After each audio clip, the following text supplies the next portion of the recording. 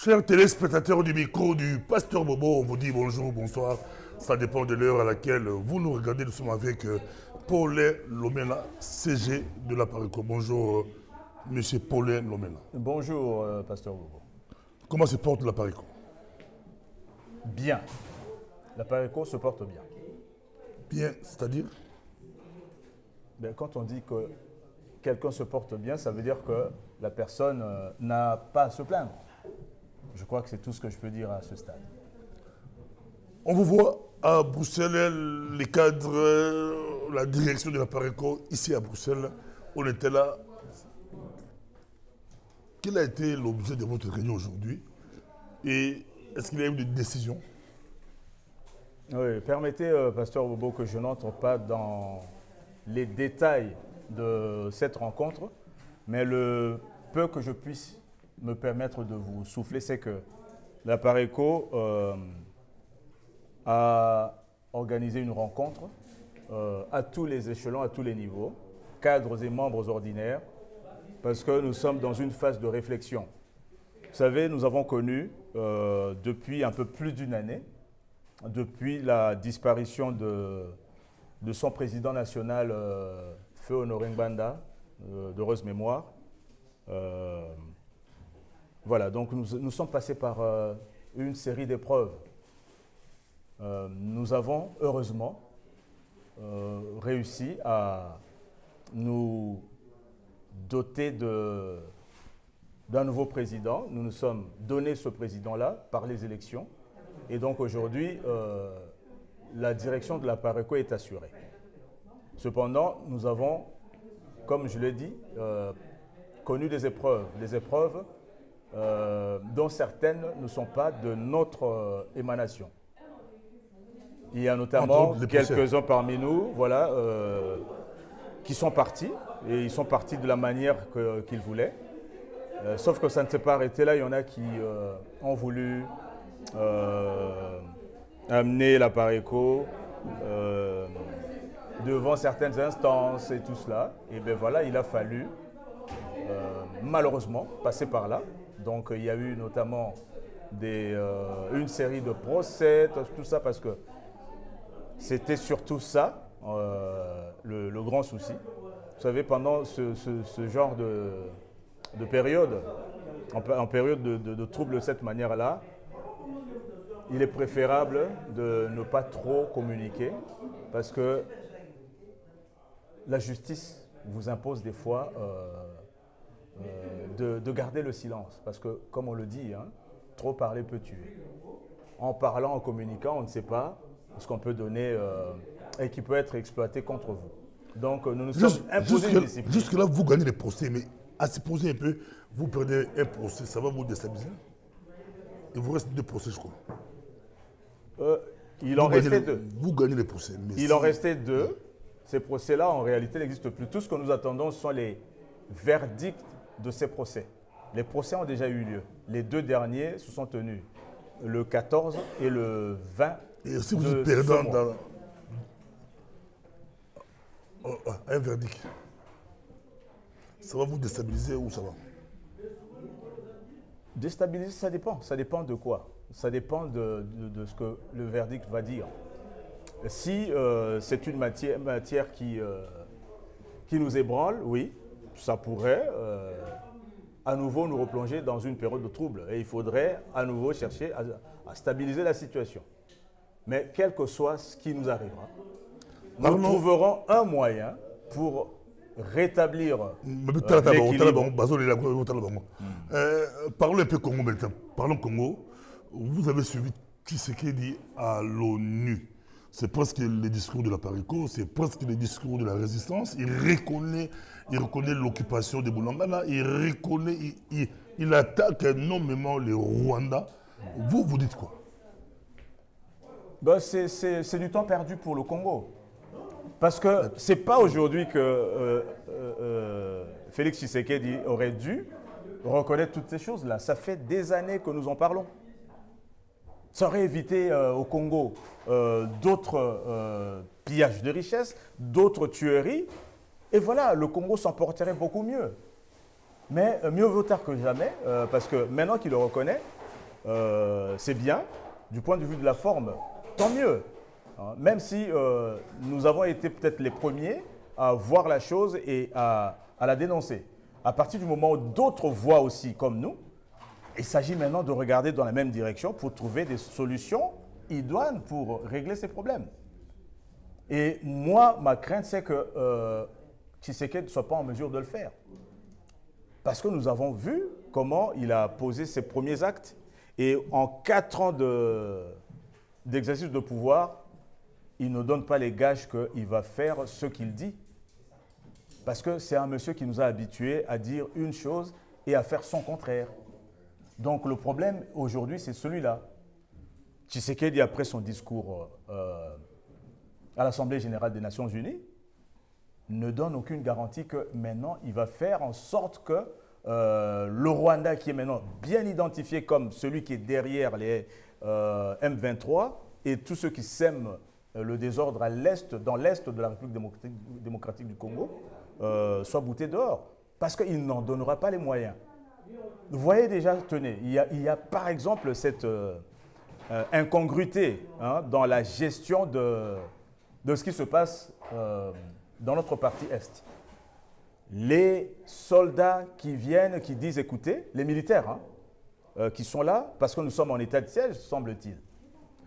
Les militaires qui mènent les opérations viennent et révèlent aux politiciens que nous qui sommes ici, les hommes de terrain, nous les techniciens de guerre, nous avons bien identifié ceux qui sont derrière. L'ennemi, ce n'est pas ce que vous croyez. Ce n'est pas un groupe congolais, ce ne sont pas des rebelles, c'est l'armée régulière rwandaise. Et comme preuve, on brandit d'ailleurs quelques soldats rwandais arrêtés sur le sol congolais avec uniforme, avec armes et tout cela. Des preuves tangibles.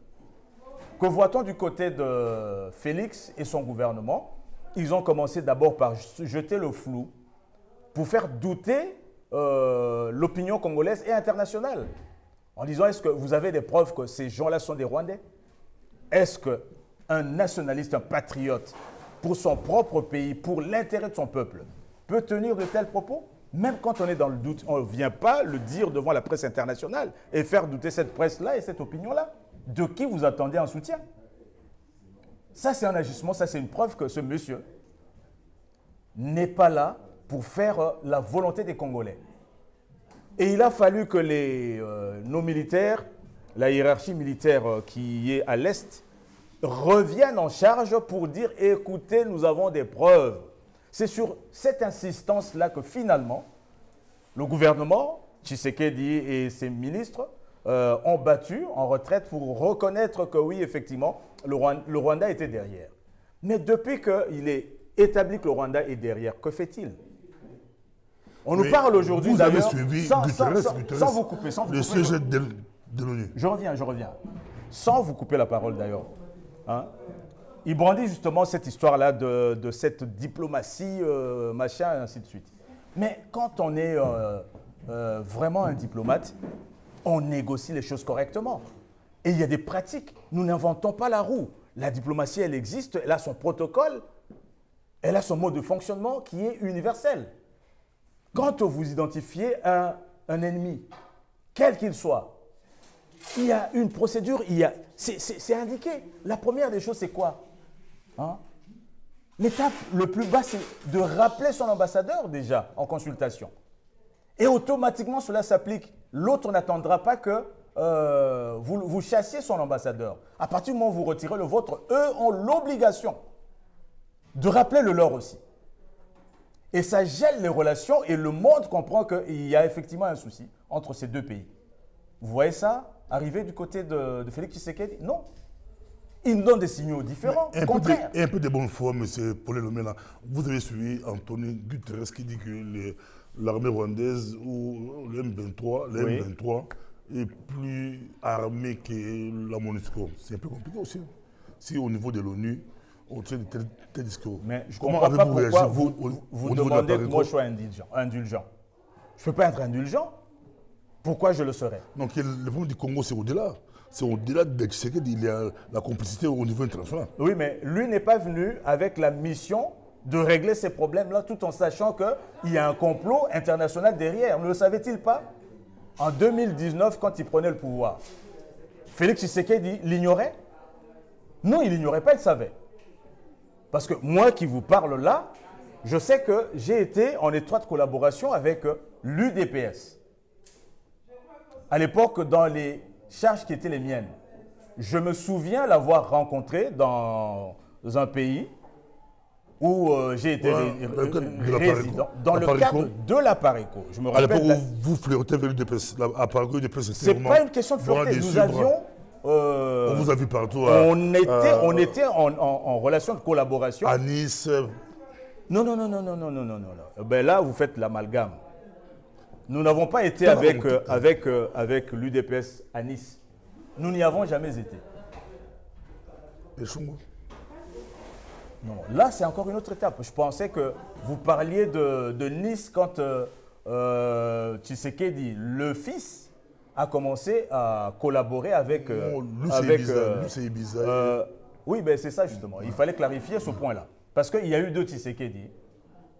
Il y a le père, oui. Voilà, qui nous a amenés dans l'histoire de l'île de Mateba, vous vous souvenez, à l'époque. C'est de ça que vous parliez. Oui, Nice, oui. Pendant que moi, je pensais que vous parliez de l'épisode où l'actuel président, Félix Tshisekedi, était en collaboration et il flirtait avec le pouvoir à Nice, à Ibiza, ainsi de suite. Moi, je lui ai posé la question. Il avait nié cette question.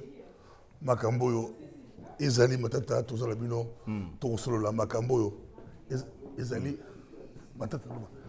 Donc, voilà ce que je voulais dire par rapport à cette à la collaboration à laquelle vous avez fait allusion. Je rejette totalement ce type d'amalgame. Nous n'avons jamais été en collaboration pour comploter derrière le dos du Congo et des Congolais. Jamais, à aucun moment. Par contre, je reconnais que nous, de bonne foi, nous pensions que la Pareco, comme d'autres mouvements de résistance et de combat, combattait à l'époque le régime Kanambe, le régime Kabila. Ici, je veux parler de Kabila Joseph. Je pensais que eux et nous étions dans le même combat. Et c'est comme ça d'ailleurs que nous avons fait ce rapprochement. À un moment.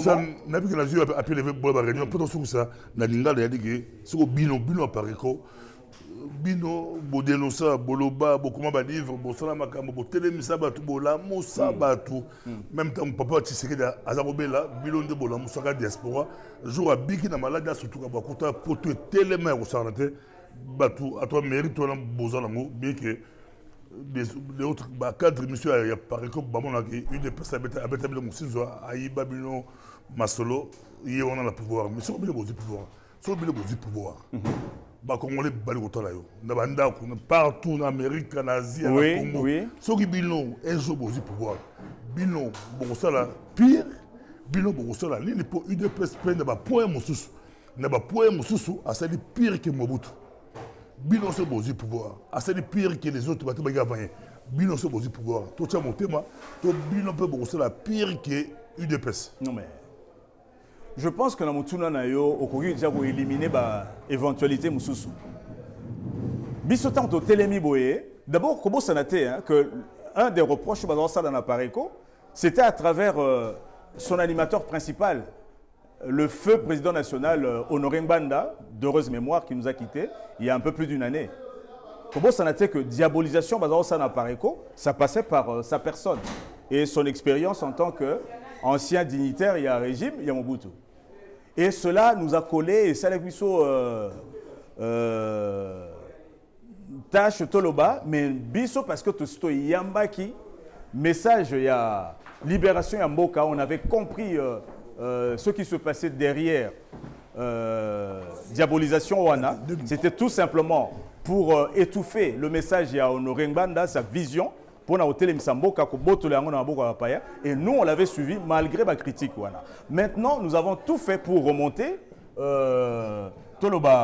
situation et faire en sorte que Honoré Ngbanda Andi Mama. Et puis Honoré Ngbanda, les choses sont faites d'elles-mêmes. Hein.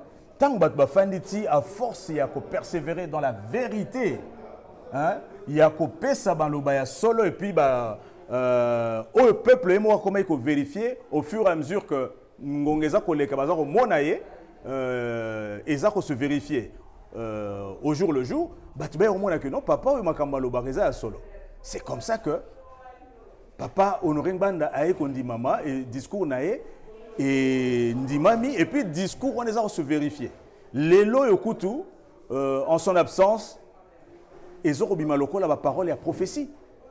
Parce que Mingo Alobaka, que ça continue, quand vous entendez Félix Tshisekedi parler, c'est comme si c'est la Parico qui parlait, c'est comme si c'était Honoré Ngbanda, et aujourd'hui c'est comme si c'était Alphonse Ebama qui parlait. Pourquoi? Parce que Malobawan et Zaki Maloba, vérité change à rater. Bakoki au sala yango nyoso ba pakoli yango ba lingba transgresser yango, mais vérité au tika la vérité, aujourd'hui la vérité s'étale au grand jour.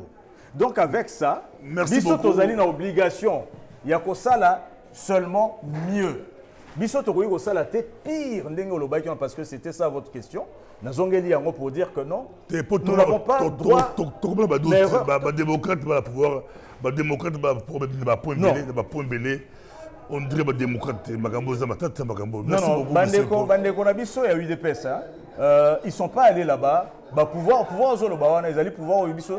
Certes, vous avez que pouvoir on a beaucoup imposteur, to récupérer yango pour tout musamboka. Bango bazu yango, ba on négocier on a modèle ba négocier. Pouvoir os. Comment? Pouvoir os. Ce que ça va pouvoir os dans le sens c'est pouvoir mon quoi oui.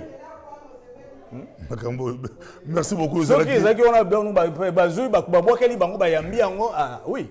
Et je regrette parce que au sur on a condition là. Et vous expliquez que vous avez franchi. Avec. Pourquoi pas Union sacrée, Union nationale, la Congo, ils sont tous sangala, ils ont parlé comme UDPS, mais UDPS a trahir.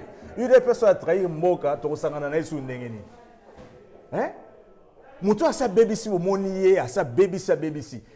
Avant de s'engager, il faut au moins, au minimum, à reconnaître que BBC Congolais contre Rwandais. Congolais contre Rwandais. Oui, mais est-ce que Bango va avec Rwandais?